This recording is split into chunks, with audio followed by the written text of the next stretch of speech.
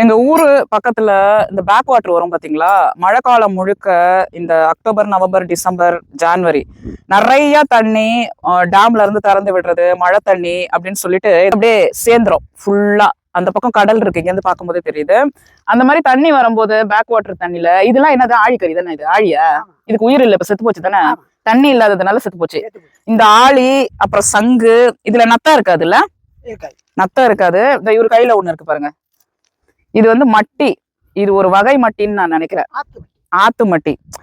இப்ப இந்த ஆத்து மட்டிய அவிச்சு இதுல இருக்க சதையை வெளியே எடுத்து நம்ம நல்லா பெப்பர் ஃப்ரை செஞ்சு சாப்பிடலாம். இங்க எங்கேயாவது இருக்கான்னு பாருங்க. அவர் வந்து குனிஞ்சு குனிஞ்சு எடுக்கிறாரு பாருங்க. தரதான் இது 1 மணி இருக்கும் இப்போ. சோ அவர் வந்து எடுக்கிறாரு. நாங்க வந்து ஒரு கேன்ல எடுத்து வச்சிருக்கோம், அதை போய் நான் காட்டுறேன் பாருங்க.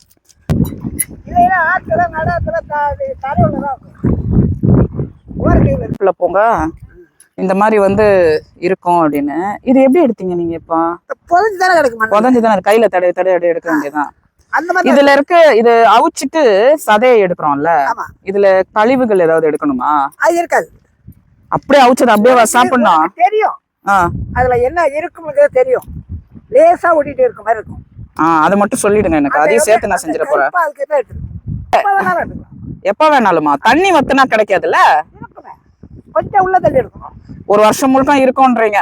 இதுதான் நீங்க சொன்னீங்களா ஊரின்னு? இத கூடவா சாப்பிடுவாங்க?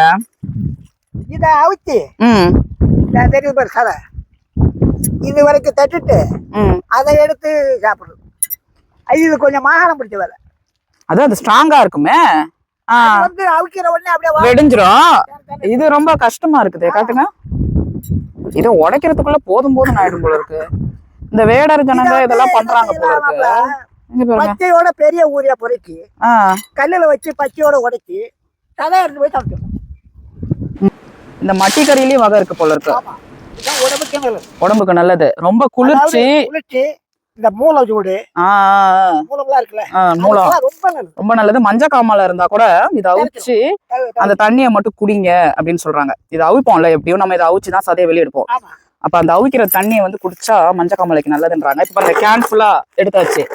இதுல இருந்து சதை எப்படி வருது, அதை எப்படி கிளீன் பண்ணலாம் அப்படிங்கறத வந்து தலைவர் சொல்லுவாரு. ஓகேவா? இப்ப வீட்டுக்கு போய் இதை நம்ம அவிப்போம்.